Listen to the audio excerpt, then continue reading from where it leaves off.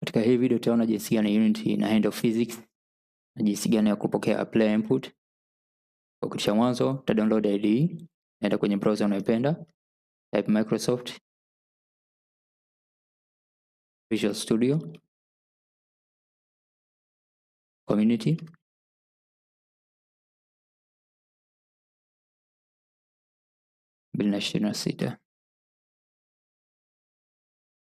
Click link ya mwanzo,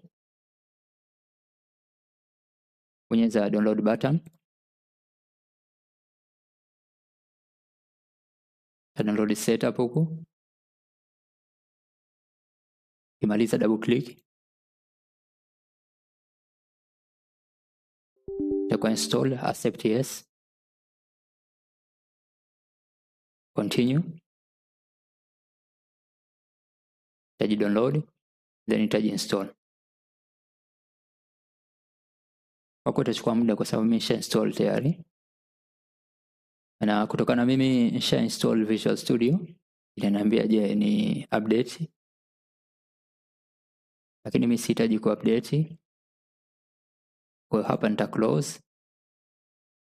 Nitaenda kwenye hii modify, kuonyesha jinsi gani component gani unatakiwa uzi select. Ukija hapa utatiki hii IntelliCode. Unity Hub hutotiki kwa sababu huna shida nayo. Copilot hii uhitaji. Kija huku utatiki Unity, game development with Unity, utaitiki hii. Alafu utakuja huku chini install while download. Kwa utasubiri Visual Studio iji-install. Kutokana mimi nisha install nitafunga. Utakuja kwenye Unity.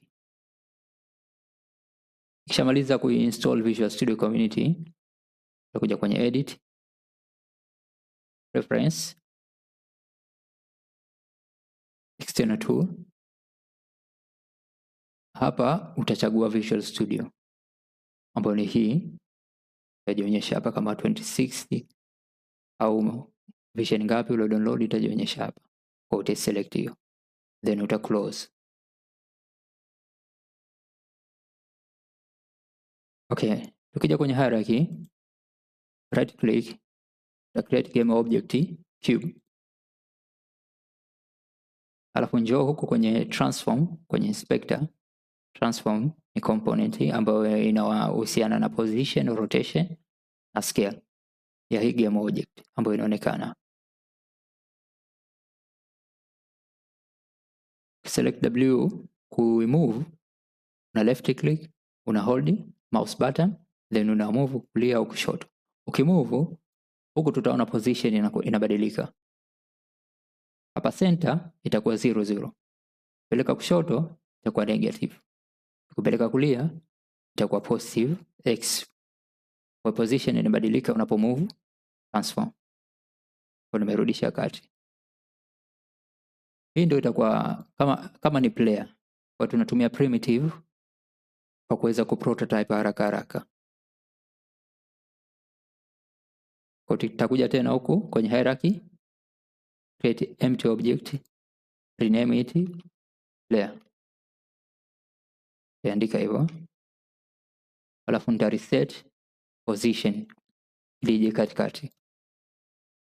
Na left click, then nita select reset. Then nitachukua cube, left click, then nita drag katika player. Kwa cube itakuwa ni child ya player. Kwa nini nafanya hivi? Kwa sababu kawaida kama una model, yani kwa mfano kama character au vehicle, inakuwa ni vizuri kuiparent katika empty game object. Sababu kuna issues zinatokana, kwa mfano kama utaichukua script utaiweka kwenye model alafu ka modify, kuna issue nyingi zinatokana. Kwa hivi inakuwa ni best practice fanya hivi. Then tunakuja kwenye cube,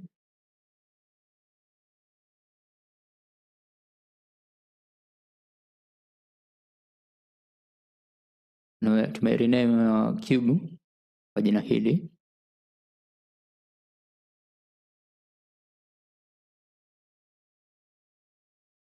Kisha create another game object. Cube ile tuta reset position, lakini tuisogeza juu kidogo. Then ukiselect, bonyeza R, ya kuja tool ya ku resize, ya kupunguza size. Kwa ukibonyeza alafu ukiipeleka juu au ukirudisha chini itapungua size. Kwa tunataka hii kidogo iwe size yake ndogo. Hii ita represent kama enemy. For best practice kama kawaida, tuna create empty, ta rename enemy. Tutachukua hii cube, tutaiweka huko kati. Then tuta hit W. Ili kutofautisha kwa sababu zote rangi sawa, tuta create material. Tutakuja hapa kwenye project, right click, create, tutachagua material. Haya material ya enemy, kwa tutaandika enemy, alafu underscore mat. Maana yake ni material ya enemy.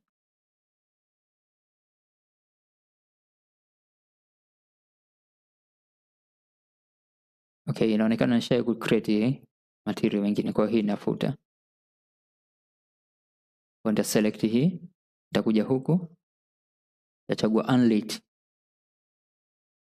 then color. Kwenye main color nitachagua rangi nyekundu, then nitafunga box. Na left click, alafu nita hold, nitakuja mpaka kwenye enemy. Na let go mouse yangu, kwa enemy itakuwa rangi nyekundu. Ukihit play button, tuangalie kitatokea kitu gani. Hamna kitu kinachotokea. Vyote vimeganda.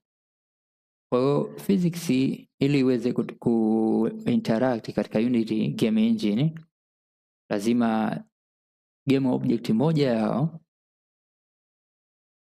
iwe na rigid body component.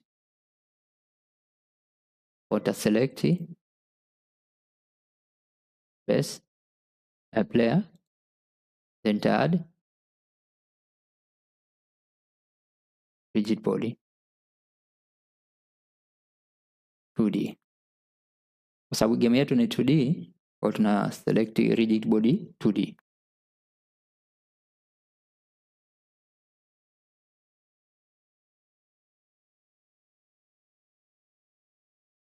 Okay.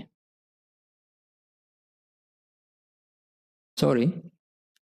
We remove rigid body, inatakiwa iwe kwenye enemy. Kwa sababu player tutakuwa tuna move kutumia controller.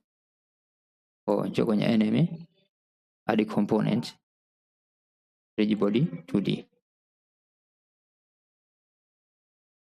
Alafu hit play button.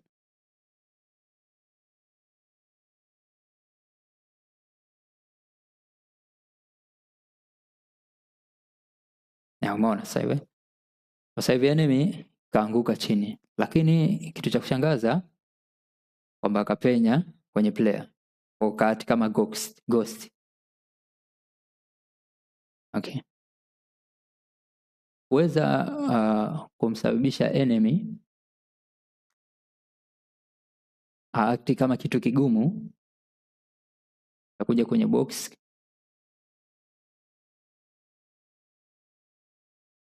collider.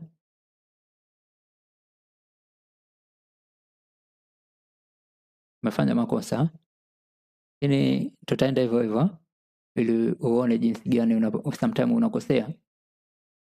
Hii box collider ni 3D, lakini rigid body ambayo tumetumia ni 2D. Kwa ili uweze kufanya kazi tutatumia 3D. Then we hit play.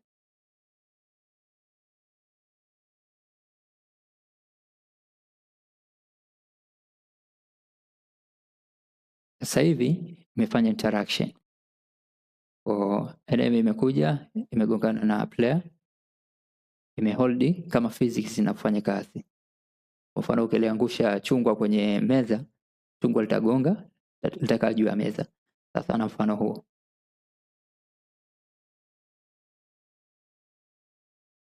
Kwa hivi ni physics inavyofanya kazi. Yaani ukitaka component mbili ziweze kugongana, lazima component zote ziwe na kitu cha mwanzo kinaitwa box collider.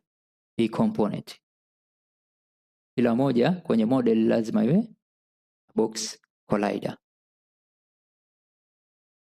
Na ili hizo objects ziact kama katika physics world, kwa mfano kitu kikiwa juu kinaanguka chini kinavutwa na gravity, lazima mojawapo iwe na component inaitwa rigid body. Ndio maana tumeadi rigid body kwenye enemy ili enemy uweze kuwa attracted to gravity. Ndio maana tulivyo play enemy kawa pull down kwa sababu ana act kutokana na sheria za gravity. Kwa hiyo ni sheria ya mwanzo ambayo unatakiwa uifahamu. Unaweza kujiuliza kwa nini nimesema hii ni 2D game lakini tunatumia still 3D component. Inategemea na jinsi gani tunataka create game yetu. Sometimes tunaweza kutumia component za 3D lakini game yetu ikawa 2D. 2D mara nyingi inakuwa ni game ambayo ina 2 dimension. Kwa mfano tukiselect player, tunataka game yetu iweze kumove kama huyu ndo player, maana kama hii ni ship au vehicle, tunataka imove kulia au kushoto. Kwa maana hii ni dimension moja, hii ni x axis na tunataka iweze kwenda juu au chini. Hii ni y axis. Kwa ndio maana game yetu tunasema ni 2D kwa sababu inatumia axis mbili tu. Kwa controller yetu itakuwa inatumia 2 axis kwa kumove.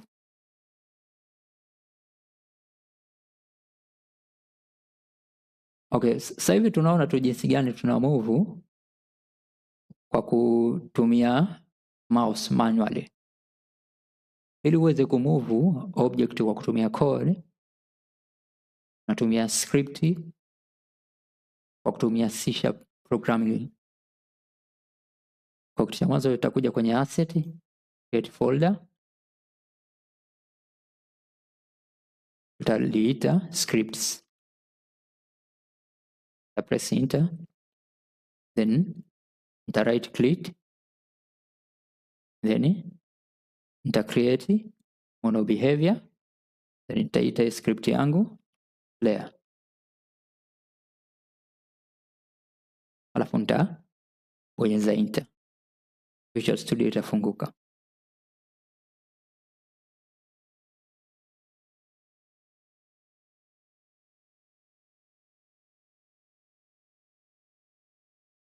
Kawaida unapotengeneza script kuna method au function automatic zinatengenezwa na Unity. Nayo ni start method. Hii inakuwa inaitwa pale game object inapokuwa enabled pale unapoplay Unity editor. Na update hii inaitwa mara moja tu, start method inaitwa mara moja tu. Na update method inaitwa every frame. Kwa mwanzo sasa hivi acha tu delete zote, nita create tunazozihitaji. Kwa hapo tumetengeneza script.